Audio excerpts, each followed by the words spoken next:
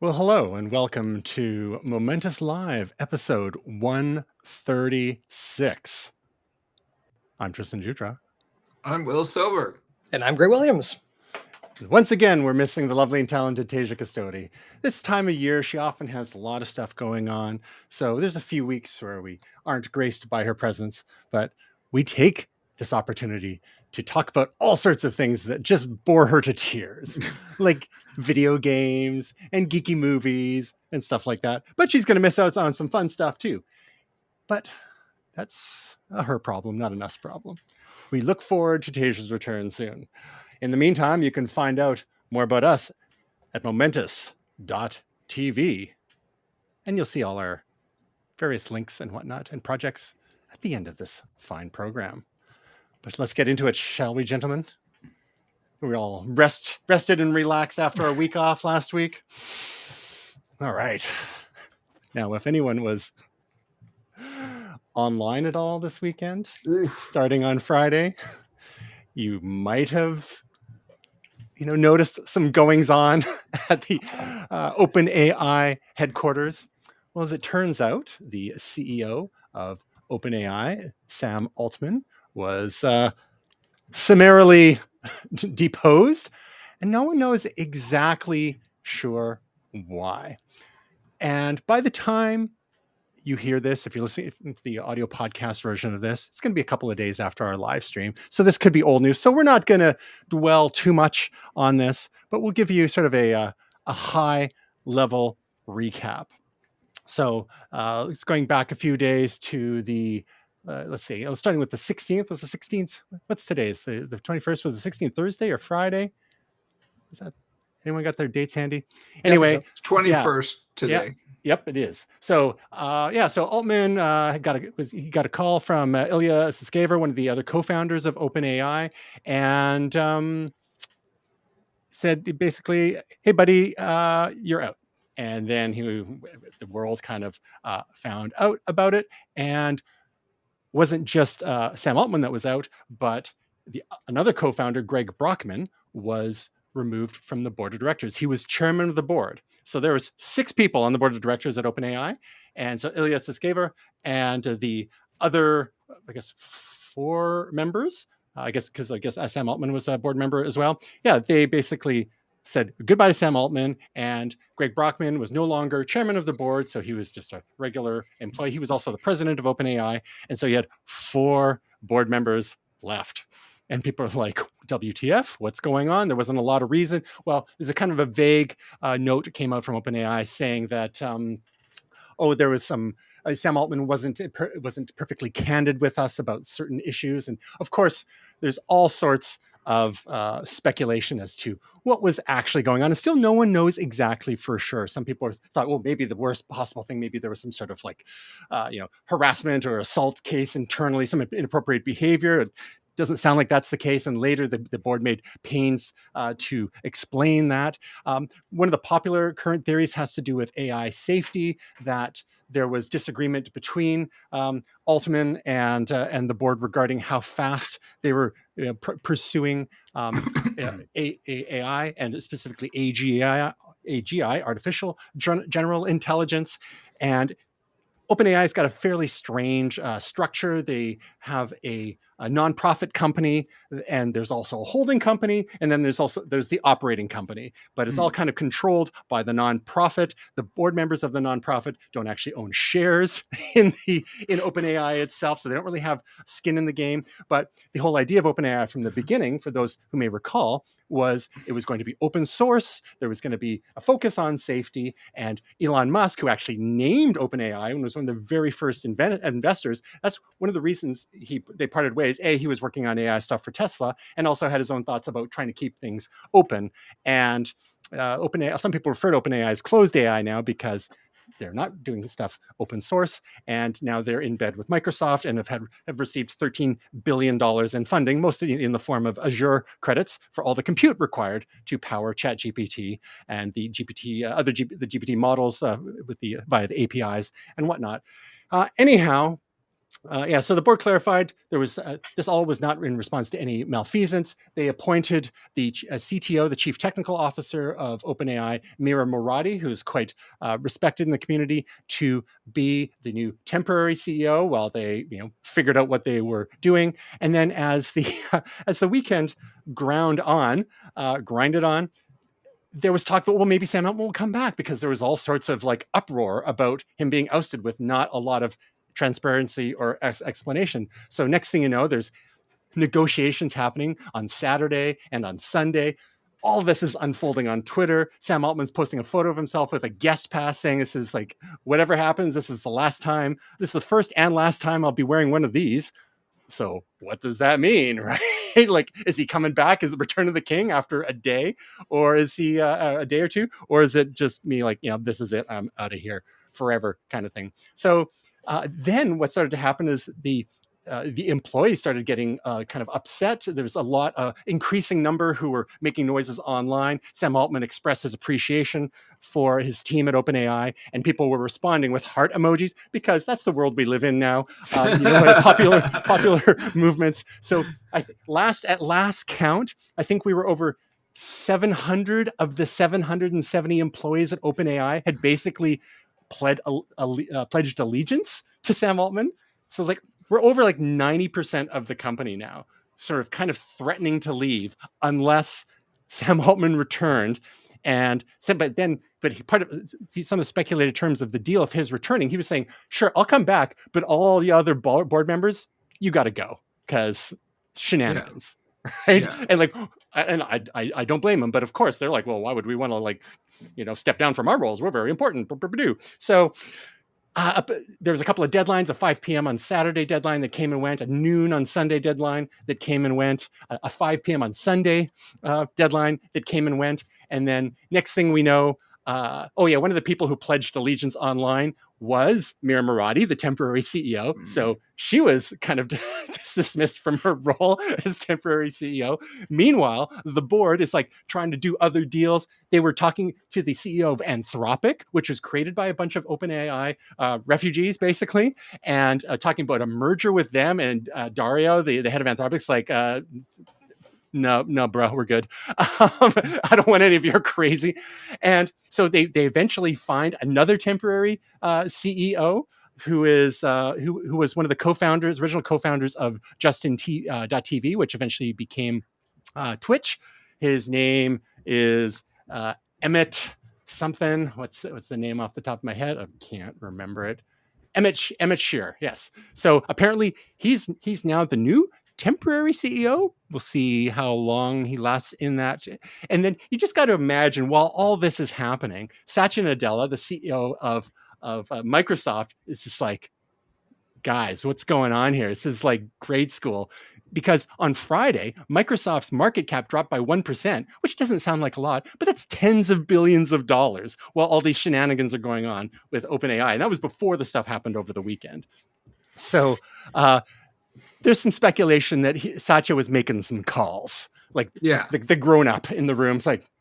And then there was talk of Sam Altman and Greg Brockman, his one of his co-founders, going and working for Microsoft. And Satya was making some comments like, we wish OpenAI all the best. We continue to work with them, and we'll be continuing to work with Sam and Greg, perhaps here at Microsoft. But apparently that deal's not settled either yet.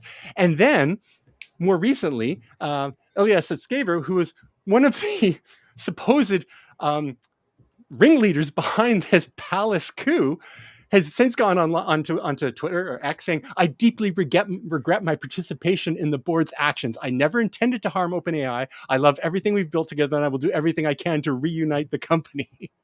So it's like, so he's got some regrets. So now we're down to 3 board members who are like, and one of them is the CEO of Quora, which has their own kind of competing products that Poe, which uses stuff from OpenAI and from Anthropic, and it's sort of like a multi-bot interface, and they're working on their own custom GPTs, sort of like what OpenAI announced a couple weeks ago at OpenAI Dev Day. And so you think there may be some conflicts there. And then there's a couple other folks, and they're all pretty much in the AI safety camp. Like sometimes these type of people are referred to as decels. So like the decelerationist versus the effective accelerationists. That's the thing. If you ever see people's X profiles or other social media profiles that say E/ACC, effective accelerationists, to differentiate from, effective altruists, and now the decels, the people who want to pump the brakes on AI development. So there's this kind of divide that's happening. Say what? Exactly, right? But if you're wondering what all these weird codes are that are showing up on people's social profiles, so that's sort of what's going on now. And the last we've heard is that Altman is back. Sam Altman is back in talks with the board to find a way forward, because all these people are still kind of threatening to quit. Meanwhile, to make matters worse, like ChatGPT was kind of like being a little funny today. I was, having trouble logging in, and there's some goofiness, and things seem to have been settled down, but they had some issues with the API and whatnot. There was a lot of jokes and memes going around online, about like the last engineer at OpenAI trying to like, where are these chatbots again? We're supposed to be working. So, so that's the long and short of it. Sorry, I guess to make a long story longer. Any thoughts, gentlemen? I mean, this is being characterized as one of the most dramatic sort of situations that's happened in Silicon Valley in a generation, like probably since the ouster of Steve Jobs from Apple. But this was all kind of happening in public thanks to social media. Has hit the F. Yeah. And it's not over. That's the best part. This is the worst case of, but wait, there's more that I've ever heard in my life. Like, it's just, I feel for Sam, it really does feel like a bit of a palace coup, and then they didn't know what to do when it worked. It's, they underestimated his support at the company, I suppose, one thing. It reminds me of RoboCop a little bit, like right at the end with the ED-209 coming into the boardroom, and they're just... the employees don't support it. The CEO didn't support it. The board's like, no, we totally got this. No, you don't. Just I don't know. I actually did go out on the weekend, and in order to prepare for processing this news, I bought an entire jar of popcorn. And so it's constantly just sort of hopping in the background over there. And, I guess we'll have to wait and see, but so much ugly. Popcorn. Ugly, awkward, weird, strange. Like my whole Curb Your Enthusiasm thing right now is like, I can't watch this, but I kind of want to, but I really don't want to. I have to admit, I was on Salt Spring Island this weekend, visiting with my father, and I was keeping an eye on Twitter, X, kind of the whole time, just refresh what's going on next. And we were updating our feed on AI named this show for those who cared about that kind of stuff, the blow, bly, blow, on the various social platforms, because I just couldn't believe what I was seeing. This is just such an unprecedented airing of nonsense. I mean, it wasn't really dirty laundry per se, but it's just like, what is even the issue, folks? Like these board members, are they just inexperienced? Are they? And is it? But it's not even clear whether it's I guess one of the other theories, it's not necessarily versus of AI safety versus AI accelerationism or effective accelerationism. It's the nonprofit model, like the nonprofit controls the holding company and controls OpenAI, the operating company. It's the nonprofit mission versus the pursuit of profit. And Sam Altman's an entrepreneur. He's behind there's an early social location-based social media company called Looped. He went through some of the venture capital. He was heavily involved. Y Combinator, the venture capital, sort of a startup incubator.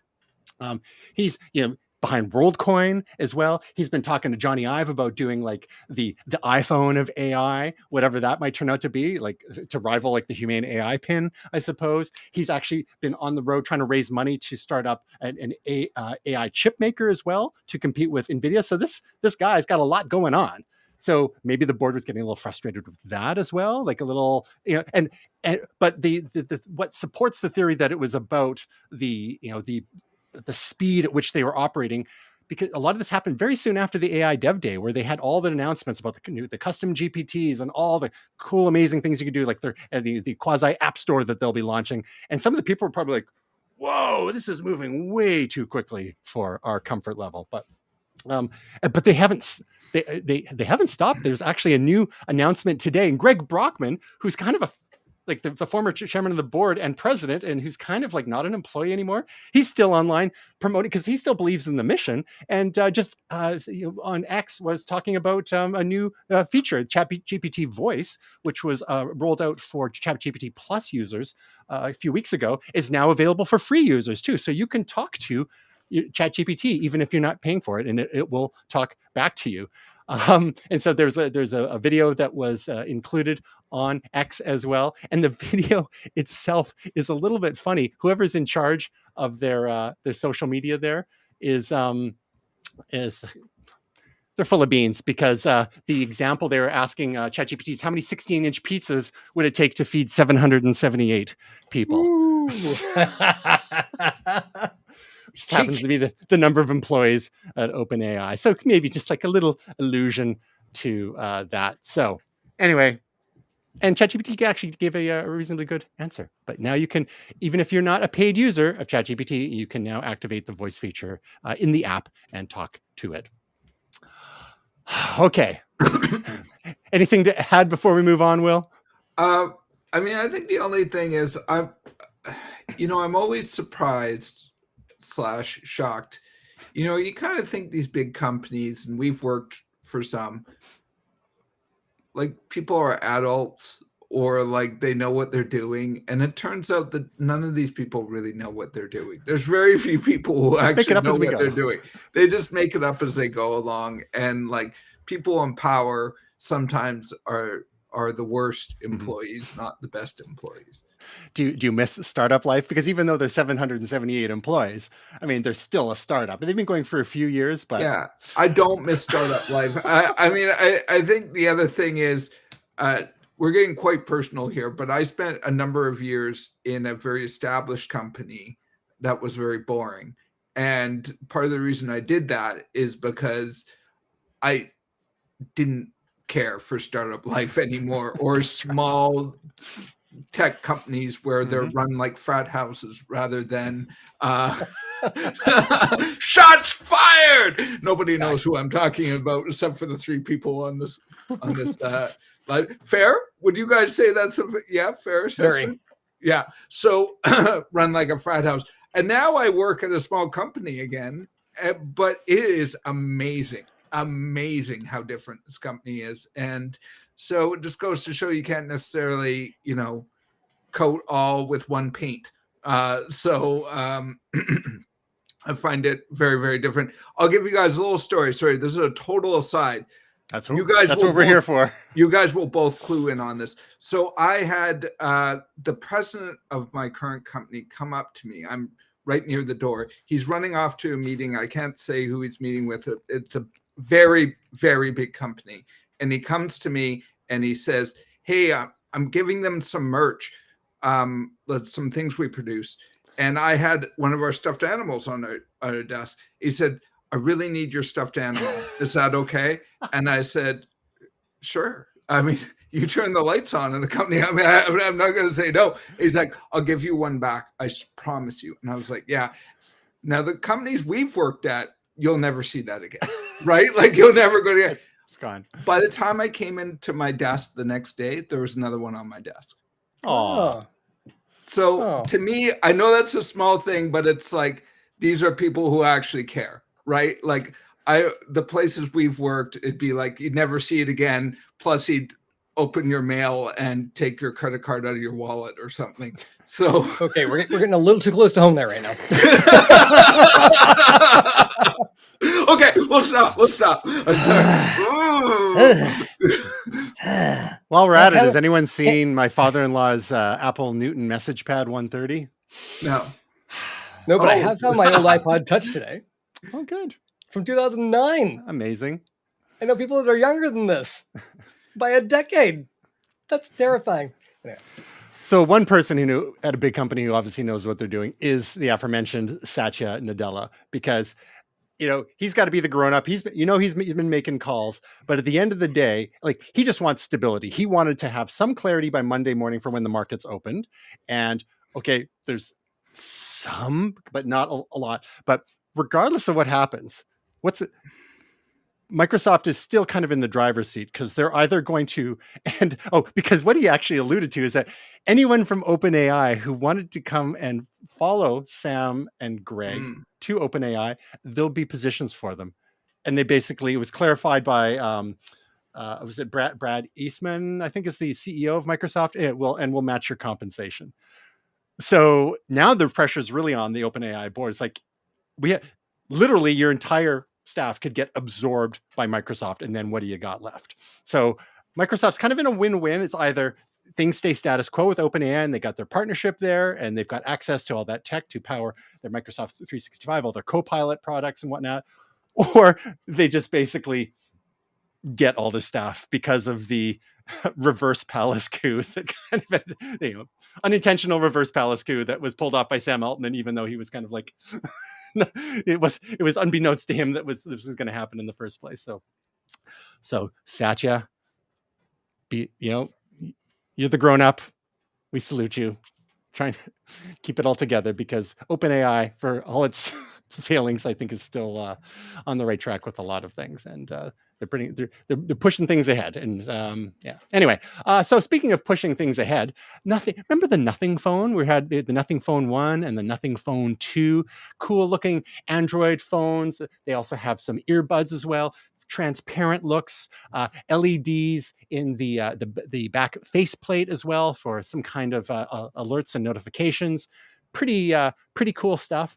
Well, their latest gambit with for the Nothing Phone 2 was to be able to offer their users access to Apple's iMessage system, which of course is a big bugaboo for people on Android who are just not able to iMessage with folks, right? You get the little green bubble situation when they send images or videos, they get compressed all to crap because it's all defaulting back to SMS.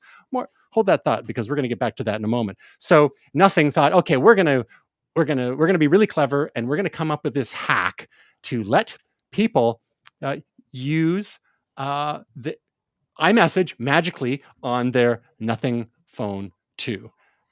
And about a day later, I was taken down because apparently it was a security catastrophe, because basically it was like a Mac Mini in a server farm somewhere that was using some technology from a company called Sunbird to act as a gateway for these messages going back and forth. And despite the claims of end-to-end encryption, which the iMessage protocol enforces, data was being left in plain text and could potentially be intercepted. So so they're going back to the drawing board on that. So the Nothing Chats was the name of the product. The beta has been removed from the Play Store, and they'll be delaying the launch until further notice to work with Sunbird to fix several bugs. So there's that famous saying that we used to, I think, Will, I'm not sure if you ever use this in some of your classes. I used to tell this for my students and talking about social media: measure twice, cut once.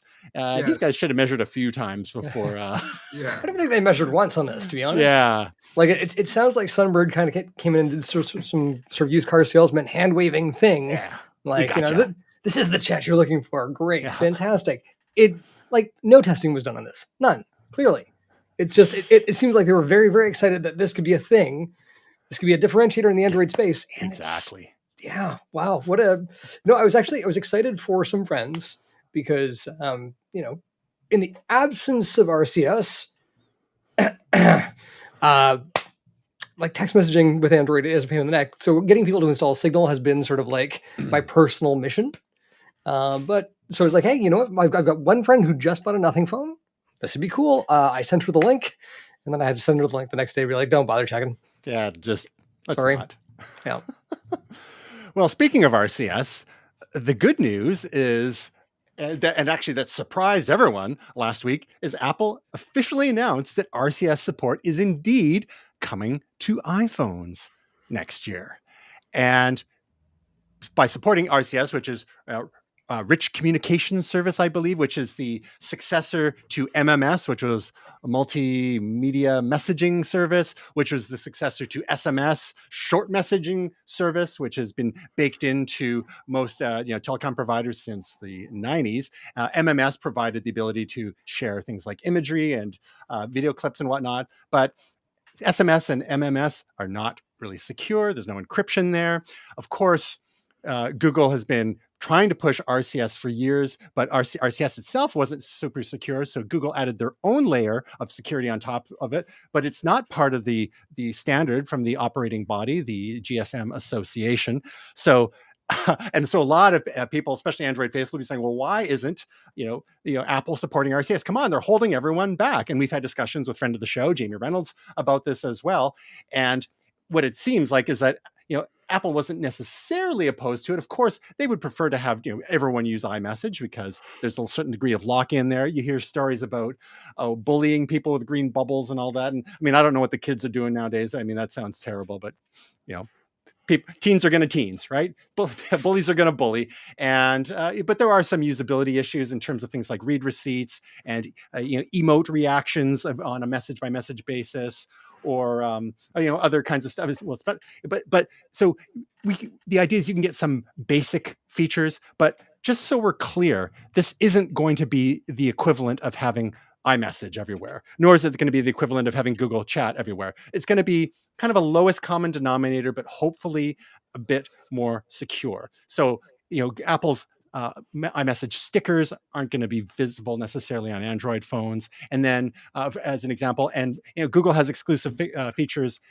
as well, like Magic Compose that uses AI to generate text drafts, and they also have text message scheduling, which is not a feature from Apple Messages. So there's going to be some basic interoperability. You're still going to have green bubbles, so this isn't going to solve all the bullying problems in the world, but it will make it so hopefully the images are not going to be, and videos aren't going to be down-resed as much, because that's a big pain in the butt when you get something. It's like, oh, that looks terrible, because it's been squished down to go through the telecom providers, servers, and they don't get rich by writing a lot of checks or paying for extra bandwidth, right? So all this stuff is more internet aware, and that's been the magic of iMessage all these years, is that if it notices two people on Apple devices, it'll send it through the cloud and not over the carriers. What are you, Scottish?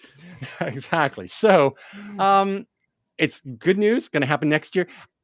Speculation, of course, is that Apple is doing this to get ahead of any potential regulation, like being forced by, say, the EU, because the EU loves to EU.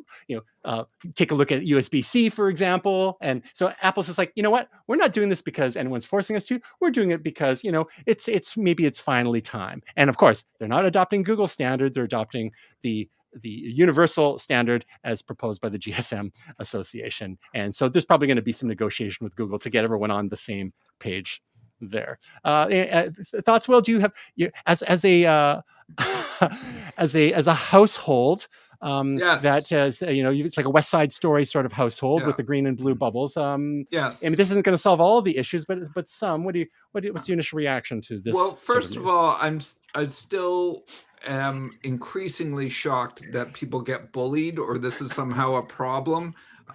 It's bizarre to me. I don't think it's kids a these thing. days, right? Yeah, it's crazy.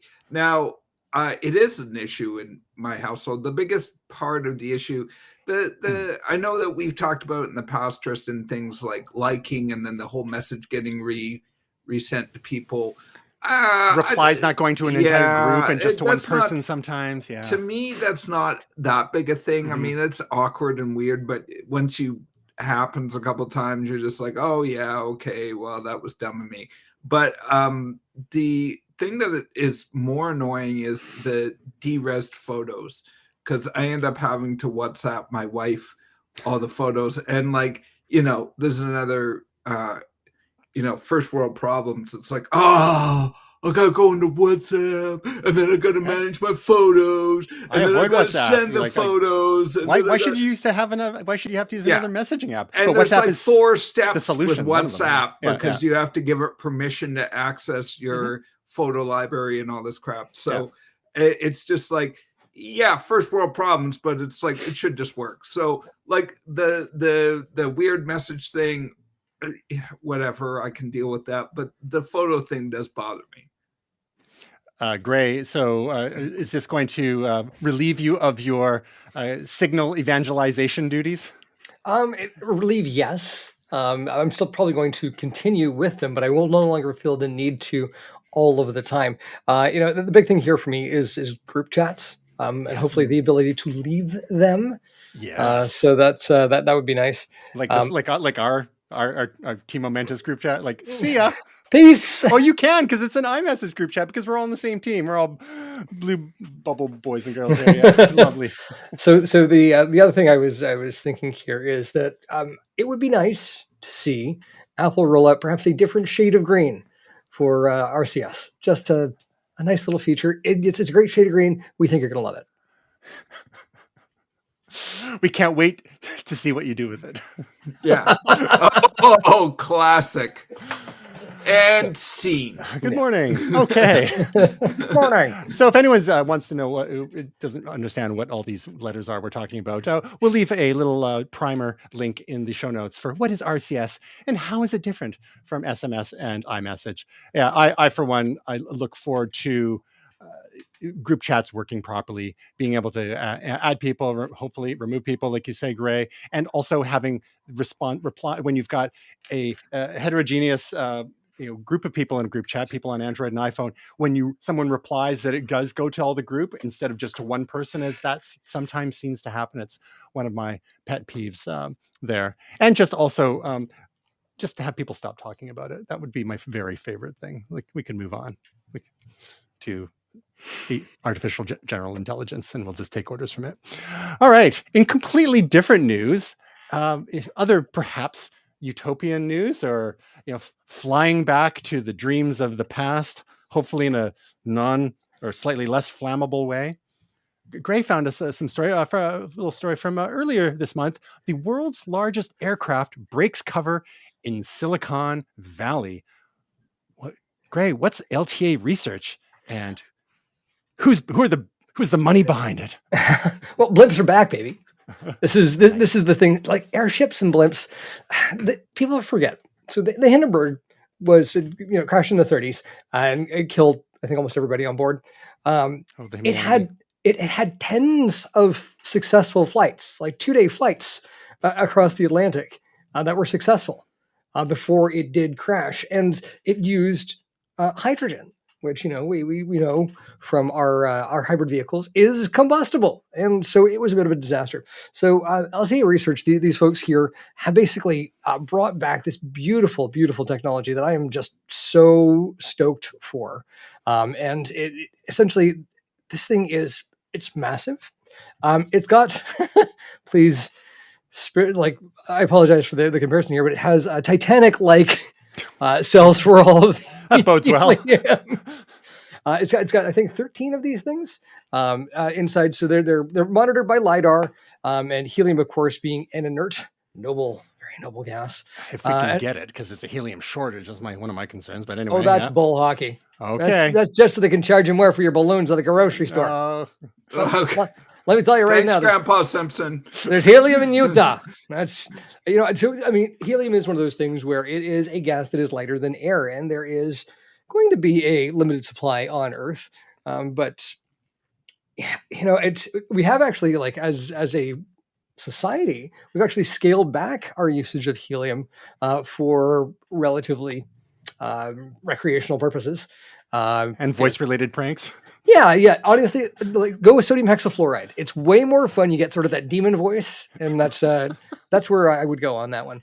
But these guys have put this together, and like for cargo carrying, it uses diesel-powered electric motors, so diesel generators powering batteries. So you've got power all the way through, and there is this massive passenger gondola underneath, which is awesome. So, looking at this, like right now, these guys are carrying out tests. They're going to be carrying out tests in Ohio. They're planning a bigger one. This is Pathfinder 1. which is, I love the name. It has some space connotations with it, with the Pathfinder spacecraft, and the Pathfinder 3 is coming. And I can only hope that the Pathfinder 7 and Pathfinder 5 and 7 will also be coming, because they only take odd jobs. So Sergey Brin, billionaire, probably a few times over, one of the original founders of Google, is helping fund this. He's got some, he takes interest in these sorts of missions, so to speak, mission-oriented ventures. So the cargo you mentioned, they can carry up to 4 tons of cargo. So not a I was going to say not a ton, but it's not a ton, but it's 4 tons. Yeah, it's something. It's the dreams of the fringe alternate universe where we had things. Was it Captain Skyhawk or something like that? Yeah. Well, then there was, remember the Fringe TV series when they went to the alternate universe. Yeah. Yes. But then there was also Sky Captain and the World of Tomorrow, the movie. It was, they also had airships. So yeah, it's kind of this nostalgic notion for a future that never happened. A fun exercise, if you want to Google shots of the Hindenburg, people don't often talk about the swastikas that adorned the tail section of that, because that was a German innovation of the mid to late 30s. That Volkswagen. I have to say, I mean, I'm not a historian on this, but I think it might be one of the earliest examples of a conspiracy theory. There's a lot of conspiracy theories about why it blew up and how it blew up and who blew it up, I should say. So yeah, but one of the theories is that it belonged to the German government, and there was already things afoot. Right. Little Reichstag fire in the air. And the one thing that has kind of always appealed to me with these things, the Empire State Building was a sort of ceremonial docking space for the Hindenburg. And the idea that, as skyscrapers grow larger, dirigible air taxis being able to come directly to your condo or your office space that you no longer go to because you work from home, or, your vertical farm that you're going to because we've all started to live underground, whatever it is. Like the idea of this is one step away from jetpacks. And I would so go for like an Art Deco renaissance of, what was it? Captain what? Sky Captain in the World of Tomorrow. Sky Captain in the World of Tomorrow. I want to call him Captain Skyhawk, which was actually an NES game, but I'll spare you that. Anyway, I'd love to see like the world of Tailspin, Disney's Tailspin, more dirigibles, Sky Pirates. Yeah, I'm here for it. Let's do this. All right. Okay, so let's shift gears and do a speed run through some gaming news, shall we? Just a few things. I'm going to just rattle off a number of headlines and synopses, and then I'm going to throw to you, Will and Gray, for your thoughts. You maybe choose one or two of the stories that speak most to you, and then we'll get into some other gaming and entertainment news in a bit. But we're catching up on a couple of weeks of news here. We had the earlier this month the Steam Deck OLED or OLED. So the Valve Steam Deck. This isn't the Steam Deck 2. This is just an updated version of the Steam Deck, the handheld gaming device that, of course, you can download games from Steam, the online game store, which is great. The OLED model will be available in 512 gigabyte and 1 terabyte versions, which will be $549 and $649 US respectively, and also still has the micro SD card slot. I mean, it's got updated Wi-Fi. I think it's got Wi-Fi 6E now. But the big feature here is really the OLED screen and the increased battery capacity to help power that OLED screen as well. No other notable performance improvements, but the reviews that I've seen have been generally positive. In other gaming news, apparently Doom, id Software's co-founders John Carmack and John Romero are maybe bearing the hatchet, and they're going to be getting together for a live stream in December to talk about the good old days, to celebrate the 30th anniversary of Doom. So from the Department of Hell's Frozen Over there. In other gaming news, Atari, or the company currently known as Atari, which is not really Atari, but it's changed hands exactly so many times. But the current Atari has actually been on a roll lately. They've got the Atari VCS Plus, which is coming out very soon to play actual Atari. Sorry? Sorry to interrupt. They reissued a bunch of Atari games and they look great. So Asteroid, Centipede, Yar's Revenge, which is an old favorite of mine.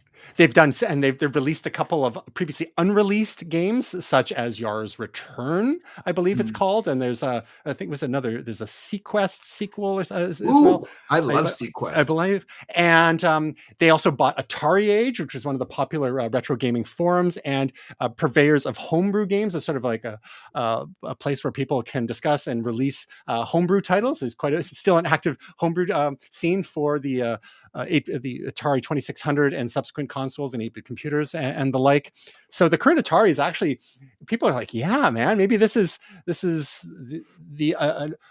a worthy successor to the original OG Atari that we all knew and loved. So they're buying Digital Eclipse, which is itself a retro gaming specialist for up to $20 million, depending on performance over the next decade. So they're in this stuff for the long term.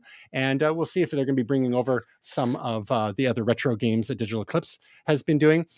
They've been known so far for putting together compilations of previous Atari games and going when, licensing and all that kind of stuff. So there's now the only caveat to all this stuff is like the original 2600 games, when you go back and play them, you're like, yeah, they're fun for a few minutes, but it's like some of them are rough. Like if you got nothing else compared to them to, cool. Some of the games pretty playable, like adventure and stuff like that, but some of them are just like, oh boy.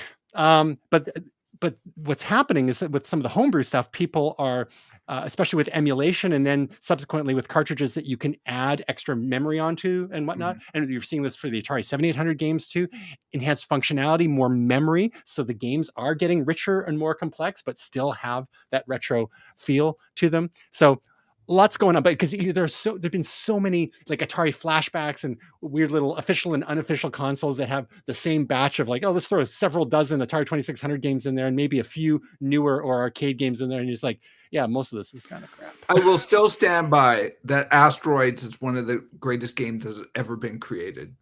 Just in its and the 2600 form. version isn't that bad. It's not got the classic vector graphics. It's kind of bulky, but it's still very playable for sure. Yeah. So that's a bit of news there. In other news, Playdate did update number 4, where they've released a bunch of new games. Gray's got a Playdate, and one of the key things, a little bit of a hardware update. I think you can get like a teal colored cover for your Playdate now. So there's news. Other gaming news, Stray, the game for the PS5, is coming to, and I think other platforms, is coming to Mac OS on December 5th for if anyone actually plays games on Mac OS. Apple's still trying to encourage porting of games. So maybe this will be a step in the right direction because the M series Apple Silicon chips are so capable, and Metal is pretty decent set of APIs, but they're competing with NVIDIA on the Windows PC side of things. So they've helped develop more porting tools and whatnot. So we'll see. Do people want a game on the Mac? TBD. So to recap, Valve announcing the Steam Deck OLED version, the Doom 30th anniversary reunion of the two id Software founders, Atari buying Digital Eclipse, the Playdate update, and Stray. Gray, pick one or more and give us your thoughts. Well, a couple of things. So Valve, obviously the OLED Steam Deck, very, very cool. One thing that would be interesting to watch on that is the 25th anniversary documentary of Half-Life, which just launched on YouTube 2 days ago. So we're coming up on the 30th anniversary of Doom, but it's the 20th anniversary of Half-Life, which ties into the story with John Carmack and John Romero, because when they were founding Valve, they actually went down to id Software, where they handed them the source code to, I believe it was Quake, handed them the source code to Quake on a CD. They hadn't signed an agreement, but they just handed it to them for them to go start their game company with, which I think is absolutely cool. Very, very, very, very neat. Look at this. I literally came across my Playdate earlier today. I plugged it into charge. I haven't played it in quite some time because I've just actually been busy with a ton of other things. So I'm excited about that. Stray, I still haven't played. I really need to get around to doing it. Yeah. So that's kind of, the overarching stuff there. The Atari thing, it's so fun to see a brand like this come back. I'm happy about it. We thought they were bulldozed like ET. They're back. It's great. I'm excited for it. I'm still digging my Atari 5200 that I talked about a few weeks ago that I found in Portland. It's like, oh, I just love looking at it. I rescued an old 2600. God, it's got to be 15 years ago, more than that. Just before I moved out here. Mhm. And I had to get myself a new multi adapter to power it. But I got all of my old games, and they're in a shoebox at home. My mom put them aside for me, so I actually got to bring the whole thing out here and see if I can get that going. We are seeing a bunch of really cool new video adapters that are making these things work on newer TVs and work well. So I'm stoked to give that a shot. Resist. CRTs only. Everyone needs a 300-pound beast. I don't have the room. Like, all you need to do is like punch a hole in the wall. So the rear of that tube TV just sticks out into the hallway. It's bigger than some Vancouver apartments. Like, Just Kool-Aid man that stuff. Oh yeah. Anybody got a new Zenith I can use? Remember, What's happened to a Slim Jim? I would like to have a television that fits into a cabinet again. Right? Nice. Nice. All right, Will, which of those 4 or 5 stories there speak to you? Any that you want to comment on? Well, I think the first one that jumps out is I'm going to get a Steam Deck. So that is happening around Christmas time. And one of the things I'm most excited for, because I'm going to get the special edition, is the 90s futuristic technology of transparent plastic. It makes things better. It's scientifically proven that transparent plastic makes things more streamlined and function better.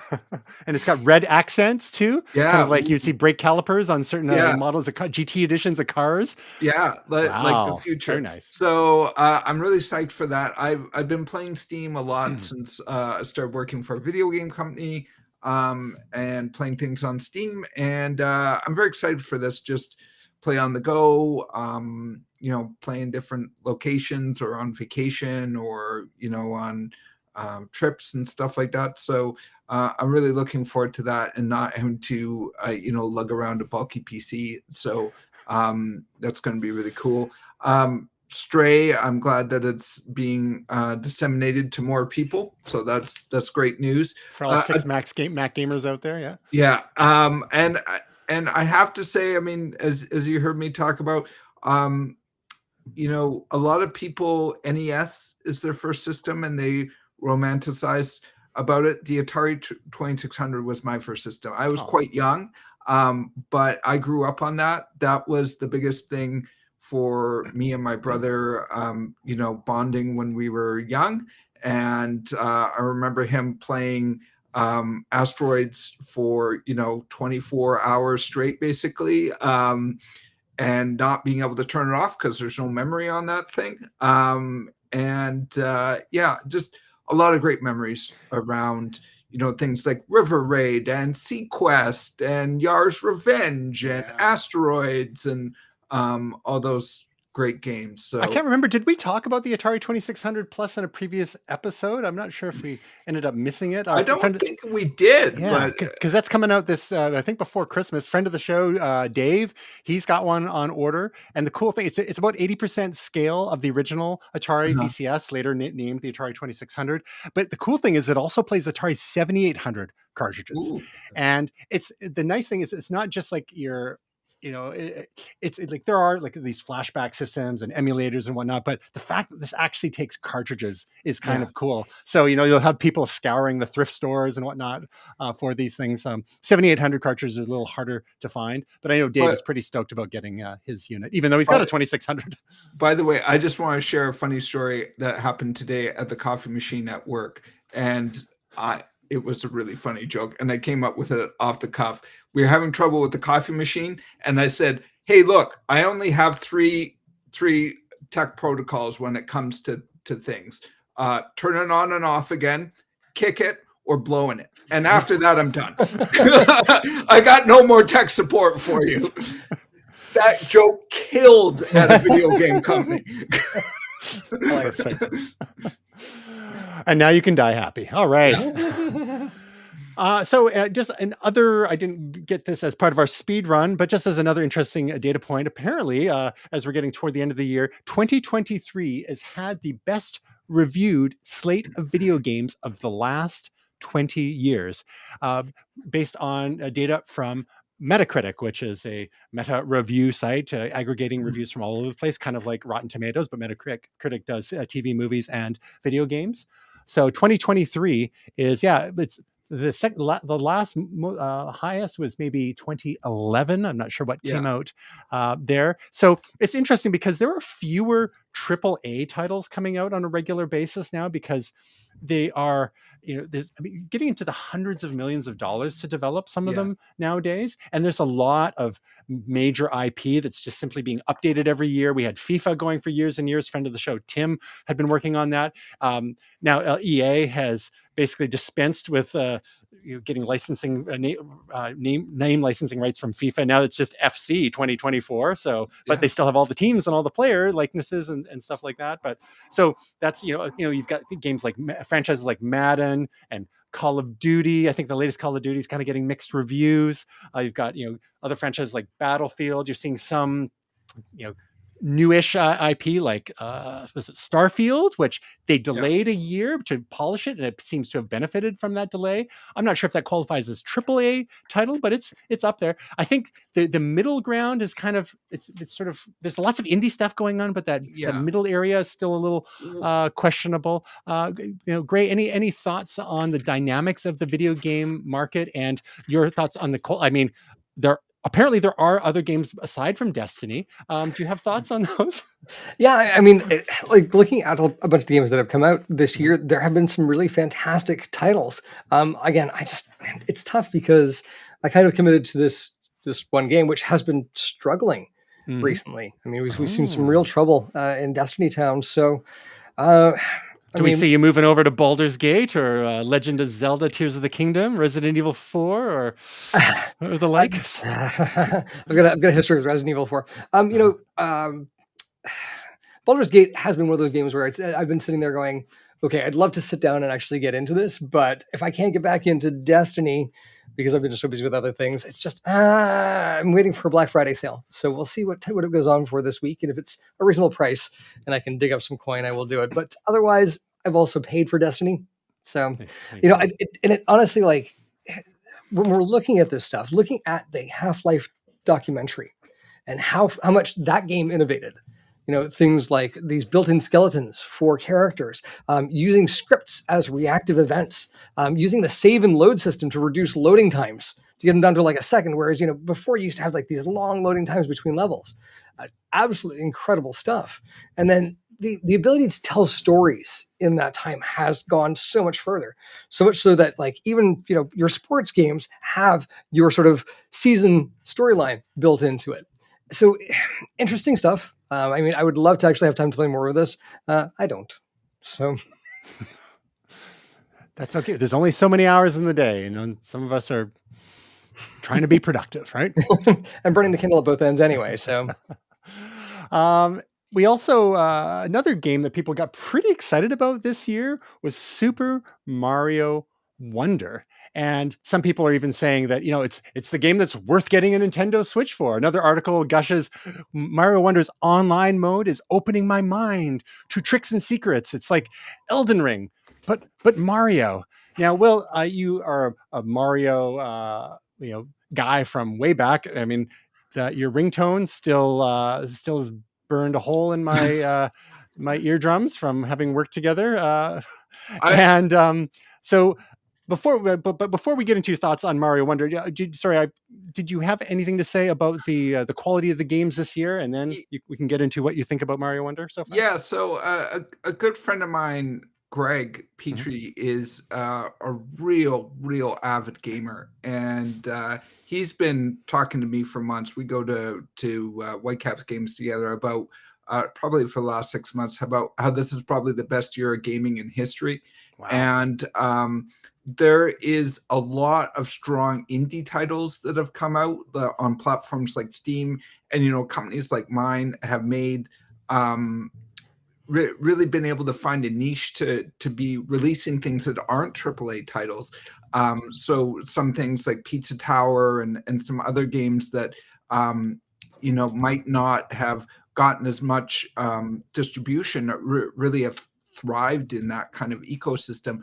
But the ones that we're really seeing that are breaking through are things like Baldur's Gate 3 that basically broke Steam because they told people to uninstall the beta and reinstall the game, and it actually crashed Steam on the day that it was released.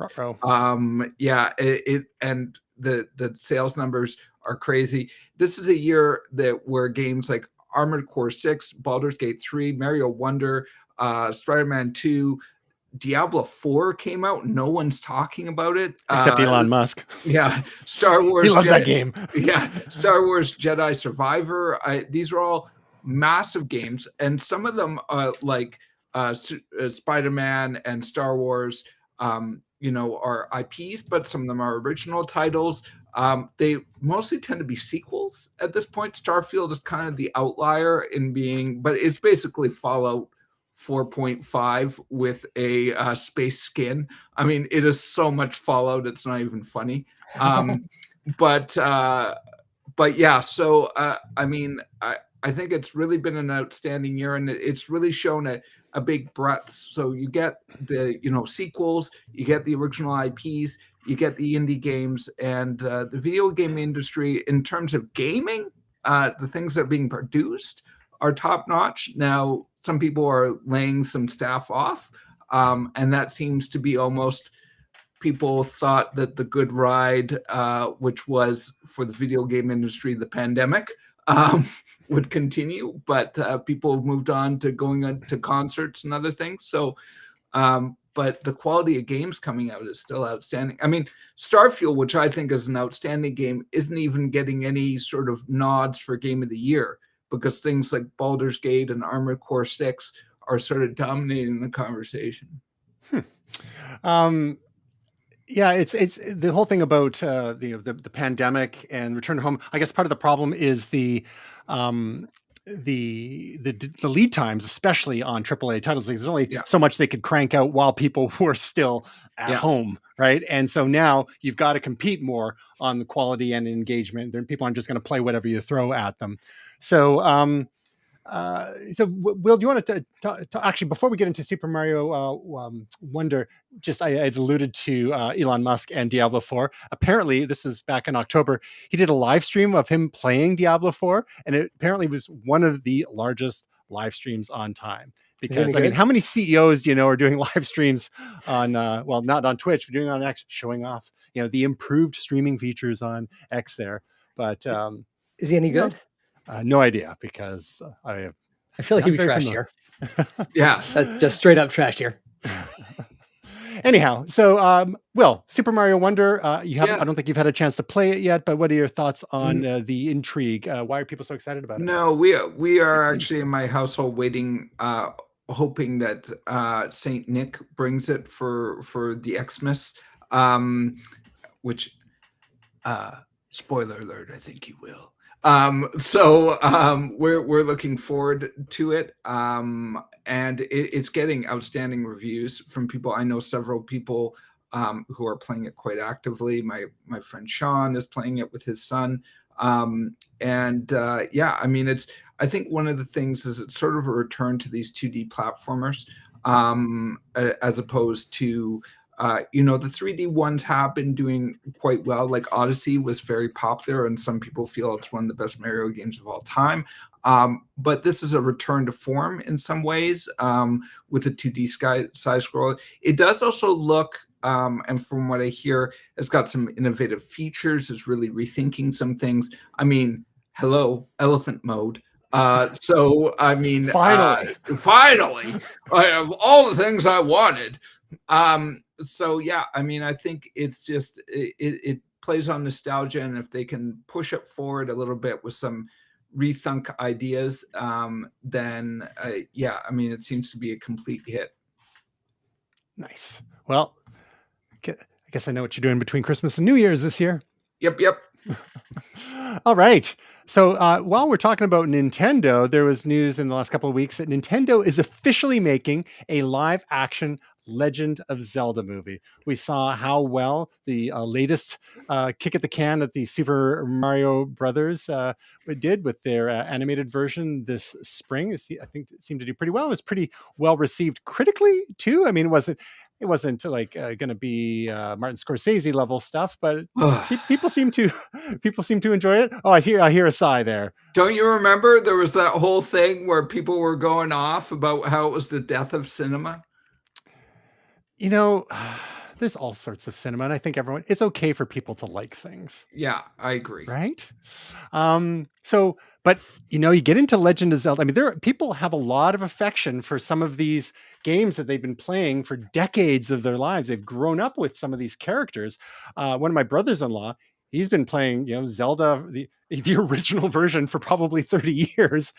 And, you're treading on thin ice, but Miyamoto is going to be producing the movie alongside Avi Arad. It'll be directed by Wes Ball, who did Maze Runner. So it feels kind of like a YA, a young adult kind of approach to this. Is this going to be the next to Hunger Games, but like with Zelda cosplay, or or what? Yeah, I don't know if either of you were big Zelda guys, but.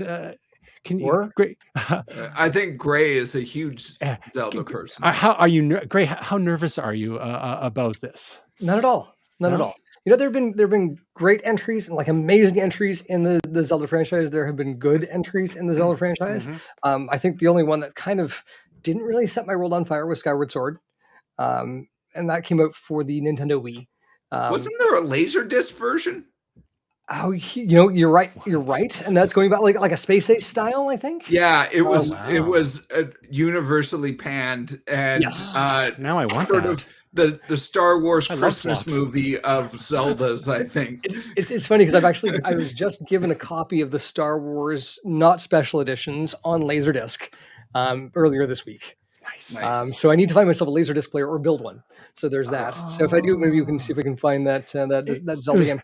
It was Legend of Zelda CDIs, so CD interactive disc, which was a Philips standard in the 90s. So it wasn't the full-on 12-inch laser discs, but the CDI. Yeah, but close. Similar idea. Wild. CDI, 3DO, PlayStation, tick, tick, tick, tick, in the order of your optical systems coming to fruition. It's funny because I've got like almost every Zelda game literally sitting probably about 20 feet away in almost every format, including Game & Watch. It's a series that I absolutely love. Am I worried? Absolutely not. I love the way that these stories are told. There is nothing in the pantheon of Zelda that is not malleable, because there are so many ideas between timelines and the story being told cyclically over and over. And, it's just, when you take a look at games like Wind Waker with this beautiful sort of cel-shaded animation style versus Twilight Princess that had this like darker, more brooding thing going on, to the newer versions, Tears of the Kingdom, and what's the other one called? The Breath of the Wild? Breath of the Wild, yeah. And taking that more Dark Souls style approach. Like, these games are absolutely fantastic. A Link to the Past will always be my favorite Zelda game, but all of them really have a place of just reverence in my heart. So this right here, is it possible to get wrong with it? Yeah, I mean, they could Bob Hoskins it for sure. But I feel we've come a long way from Captain Lou Albano to they know good storytelling. They know what girls just want to have fun. Right. So I will still go on record as Captain Lou Albano is the best live action Mario. No disagreement here. None whatsoever. So again, if Miyamoto wasn't involved, I would be more concerned. Yeah. But since he is, and Avi Arad, he produced Spider-Man Across the Spider-Verse, Morbius, okay, Uncharted, a Spider-Man No Way Home, Venom Let There Be Carnage, Spider-Man Far From Home, Spider-Man Into the Spider-Verse, Venom. So he's been pretty some of the Kong movies and whatnot. So he's been pretty involved with a lot of genre type stuff at the very least. So this could be a good, bring some of that superhero sort of sensibility to this. And Wes Ball, I'm not too familiar with this stuff aside from, it sounds like he did Maze Runner. So one thing I want to say is we've actually had 2 amazing Nintendo movies this year. We had the Super Mario movie, and we also had the Tetris movie. That's right. Oh, And the good one. Tetris movie was friggin' fantastic. So you know Loved what? it. In Nintendo we trust. Bring it They on. Nintendo what Sega don't. I don't know. Anyway, Well, I mean, since Hollywood is out of ideas, now we've got to mine the video gaming industry until Bring it it's a on. desiccated husk. Because it's, as we all know, the video game industry has been larger than Hollywood and music industry combined for I'd watch it. a long, long time now. I'd watch a Don't Starve movie. I'm just saying. Right? Oh yeah. Or Limbo. That actually I wouldn't. I beat that game.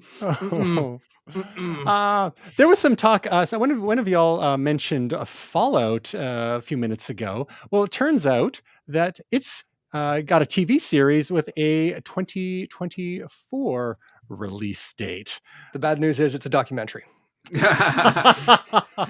It's from 2020. We'll see if Sam Altman gets back to OpenAI and Will, thoughts on Fallout TV series? Will you be watching this? It's on Amazon Prime Video. Absolutely. April 12th. I am a hardcore Fallout fan. I'm a hardcore Starfield fan. I'm currently addicted to Starfield. I got 200 hours in it already, and I haven't even finished it because I just like doing all the side quests and building encampments. And I have a major Fallout problem. They got me hooked. So I am all in on this. It's one of my favorite video game franchises of all time. I will say, when you spend enough time in the Fallout world, it gets a little dark. It doesn't eat at you. You start looking at people differently. You're like, Last of Us syndrome. Yeah. Hey, if I go in the back door of that business, can I find some stuff in? Can I loot some stuff out of the back room? Yeah. It's like, wait, what am I doing? This game is affecting me. Oh boy. Well, we got that to look forward to in the spring. Speaking of TV series, apparently Dave Filoni, who is one of the masterminds behind the Mandalorian TV series and more recently Ahsoka, he's kind of getting a promotion in Lucasfilm and is going to be the chief creative officer, reporting directly to Kathleen Kennedy. Book of Boba Fett, he was also behind that too. Some people are kind of not too keen on that one. And people even started to sour on Mandalorian a little bit, I think by comparison to Andor. Gray, is this a good move for Lucasfilm? Do we still trust in Dave Filoni, even though Book of Boba Fett? If I may. Woo, yeah! Ged Smythe has entered the chat. Dave friggin' knows what's up. Like, Dave is Star Wars at this point, from Clone Wars, Rebels, all the way through. There is a through line here that no one has had since George Lucas, and George didn't even have it. His wife had most of it. So anyway, like, this is so incredibly exciting because, people heap a lot of frustration on Kathleen Kennedy, and sure, great. Telling a and like Will, I think, will back me up on this, to the ends of the earth, right? Having a vision, having a cohesive story to tell. There's another story here where they've opened up some new opportunities. This brings me back to the world of X-Wing and TIE Fighter, the video games. It brings me back to like when Star Wars had mystery. It feels like we're starting to get mystery again, not mystery box, but mystery. And so I'm stoked. We'll say no more. It's friggin' rad. In Dave we trust. All right.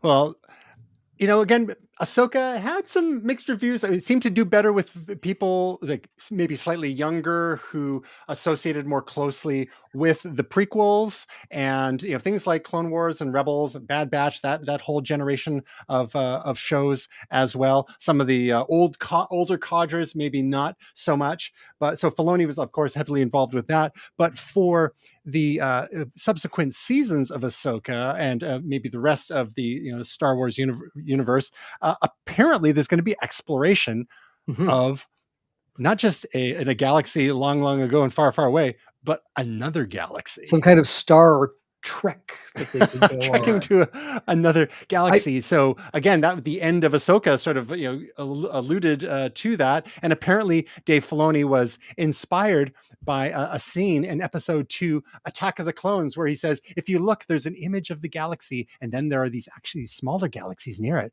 So I'm like, oh, that's interesting. A long time ago in a galaxy potentially a little closer away.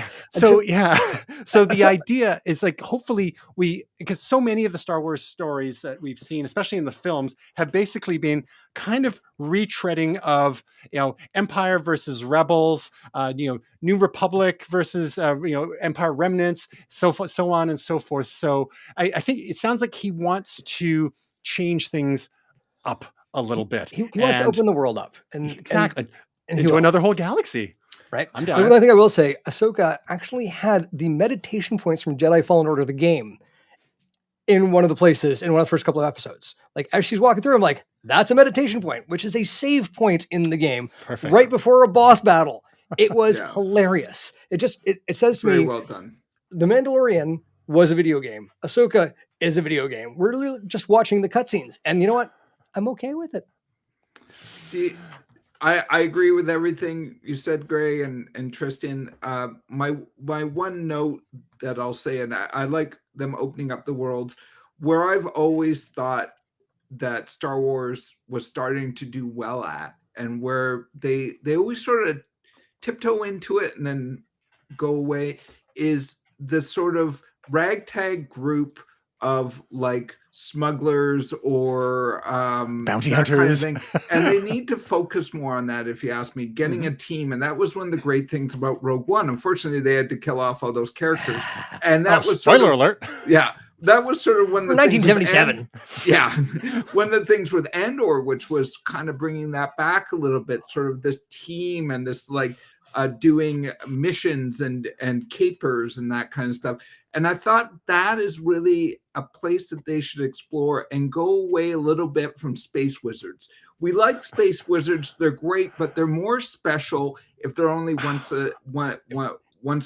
Yeah, and now we're getting space witches, though. That's the thing. And Vince McMahon said that midget wrestling is super popular if you do it once a year. If you do it twice a year, it's less special. So do it once a year. Midget wrestling. Just saying. Coming soon to a galaxy near you. So all right. Ewok wrestling is really what we're going for. Yes. What's that fellow who was in Life's Too Short? Oh, Warwick Davis? Warwick Davis. I was going to say paging Warwick Davis, because he was an Ewok too, wasn't he? Yeah. All right. We got to land this thing, fellas. Let's get into our momentous picks. William. Yeah. So did I steal this from you, TJ? I don't know. No. So I really, really enjoyed this movie, The Marvels, and with Brie Larson. And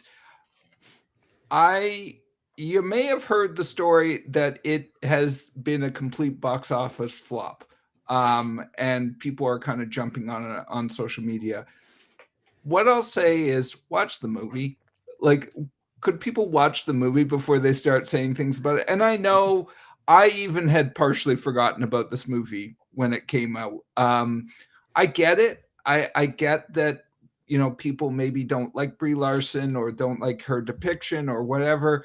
Just watch the movie. It's actually a really good movie. And I have to say the strong point here really is Miss Marvel.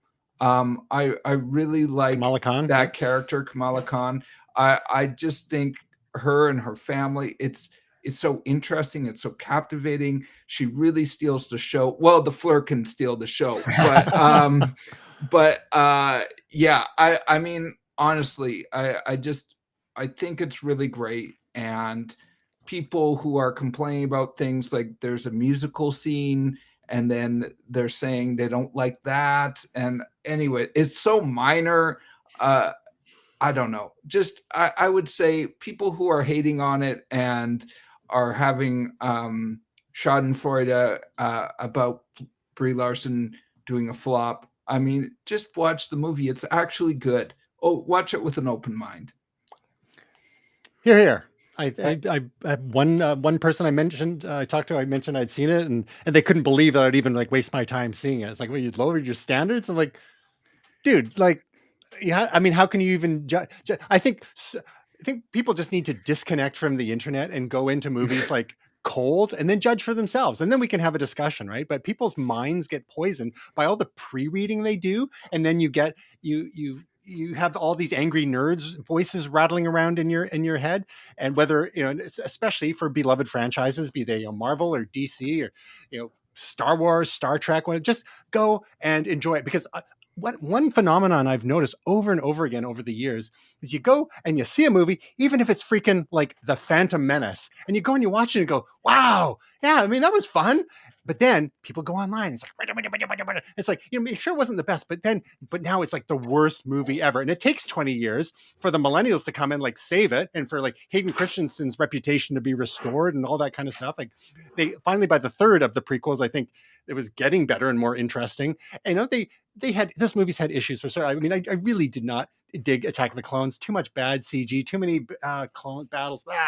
But I went in with an open mind, and then you kind of make your own judgment, and then at least you own your opinions. But when you're there just seeing what people are saying on Metacritic or Rotten Tomatoes or whatever angry nerd blogs are out there, it's like, it's a little exhausting. And I get it. You know, it's just like a zero-sum game. You only have so many hours in the day, and you have to choose where you spend your time, whether it's on movies, TV series, you know, video games that you're spending 200 hours on. So I get it. You got to make your choices, but those choices should be, you know, I don't know, informed by something other than other people's opinions, I feel. And with a movie, that's only a 2-hour commitment, right? So it was better than I expected. Let's put it that way. I found the first Captain Marvel movie. I enjoyed it, but it was tough because, like, I think we've talked about this before. Like, all of a sudden, like, the most powerful superhero in the universe shows up, and it's like kind of out of nowhere. And, you know, there's, you know, Brie Larson, and, you know, on the social media stuff and the discussions there, and, you know, she's got opinions, and some people don't like her opinions, and then it just becomes a whole thing. It's like, it kind of makes you long for the olden days where just people just went and saw movies and there was no internet. I mean, like, I love the internet for all it offers, but if they should have a filter like that blocks people's opinions on the internet, how about that? I will say, I think this is better than Captain Marvel. And I think I would agree with that. Yeah, it's a bit more, slightly more lighthearted. Yeah, I mean, Captain Marvel had its moments as well. I mean, there was a flirk in there, but there was something about this that was just a bit more endearing. And I agree with some people who are saying that they don't like her depiction. I mean, whatever you think of her, I don't love her characterization of Captain Marvel, but there's so much more, and they did go a little bit more into her character. It was a little bit more interesting. You have Kamala Khan, you have Spectrum. I think that there's a lot there. You know, it's just like, get over it. I don't know. It's good if you have an open mind. If you have a closed mind, then you're going to hate it. So, you know, that's my hot take. But yeah, when I was growing up, like, Captain Marvel was like a blonde dude, and he was also Shazam. So, exactly. Like, I mean, talk about like confusion. So anyhow, the Marvels, I endorse your pick, Will. You know, if people are out there, just see with an open mind. It's fun. It doesn't take itself too seriously, which is nice. And the family, Kamala Khan's family, really does add a nice little element to it, and stakes as well. It's nice having real stakes. All right, Gray, you've got a little different momentous pick for us again this week. Real world pick.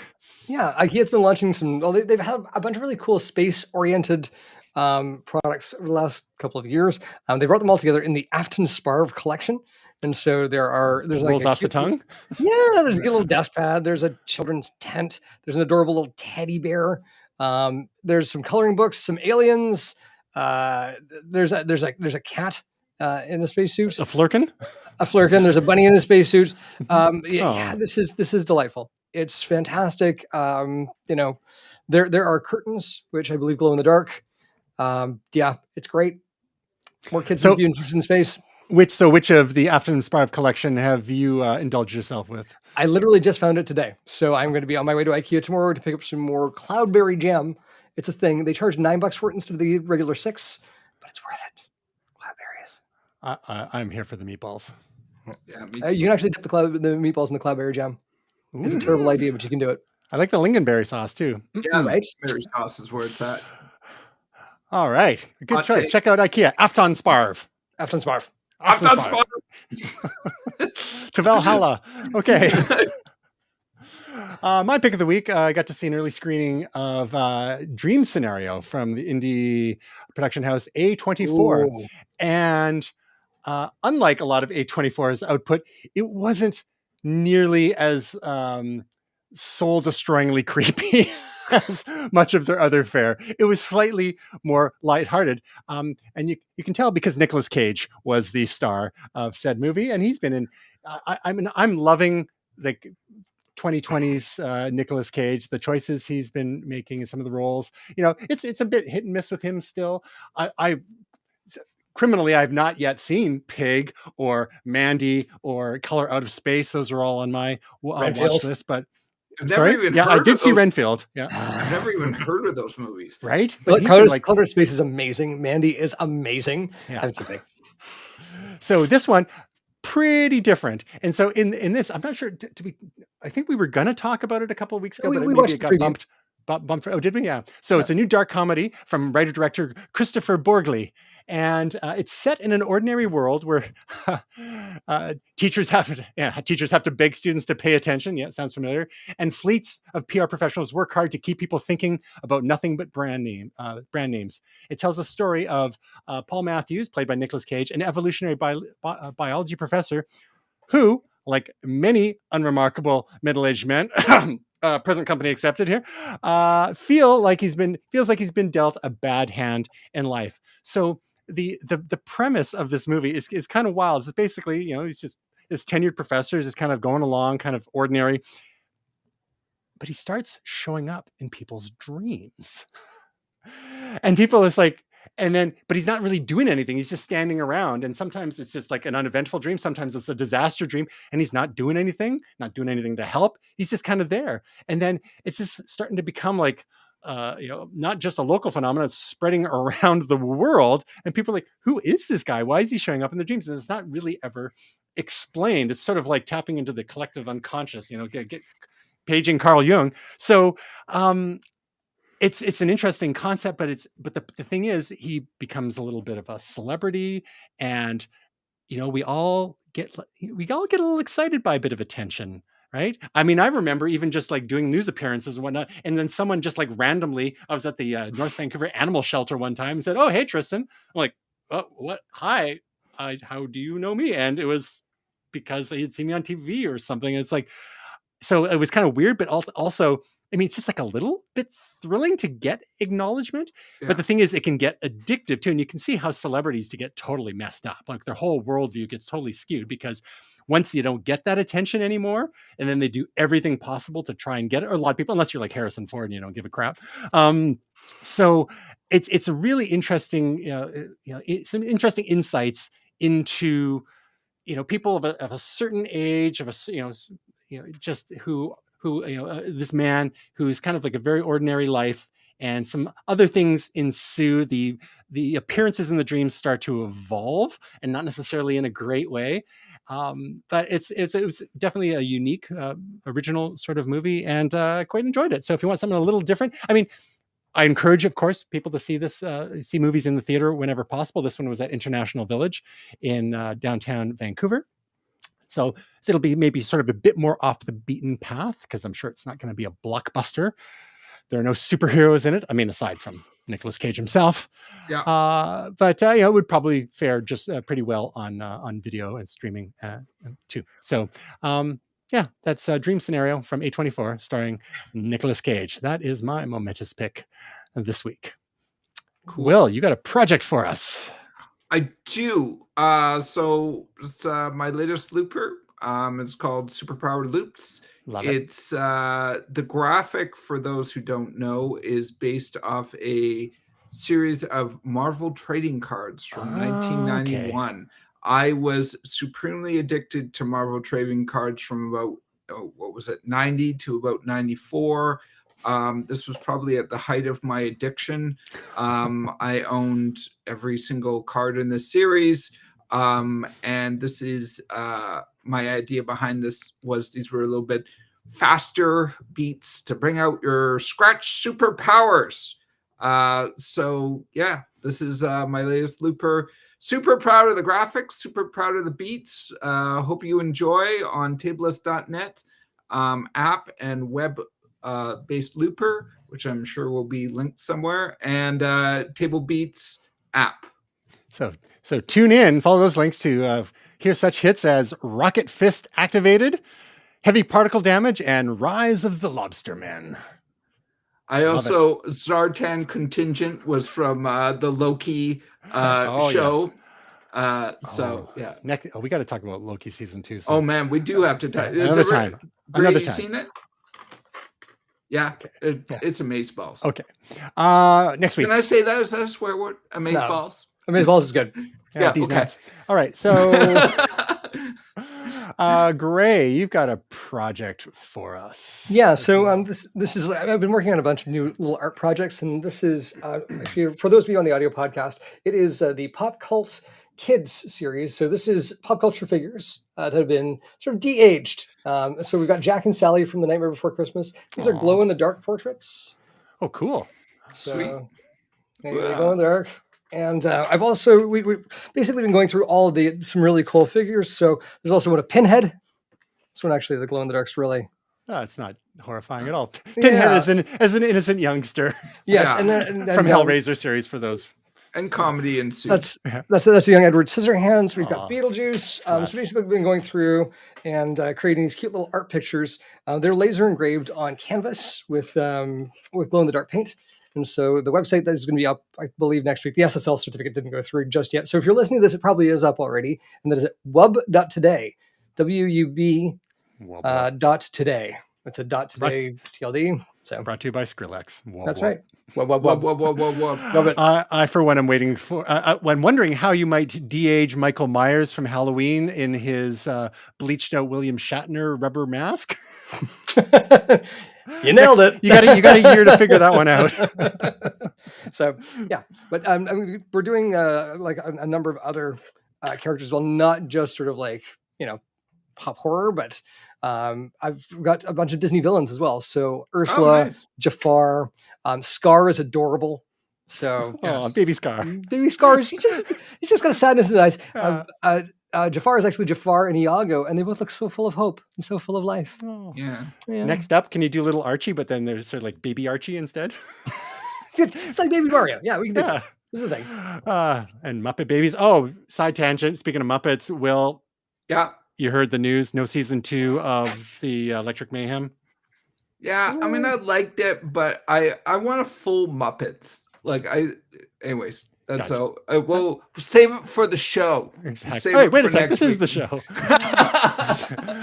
Speaking of this is the show, our missing quarter, Tasia Custody, not with us this week, but she did have another YouTube video. She took a week off previously. Again, work-life balance, self-care, etc.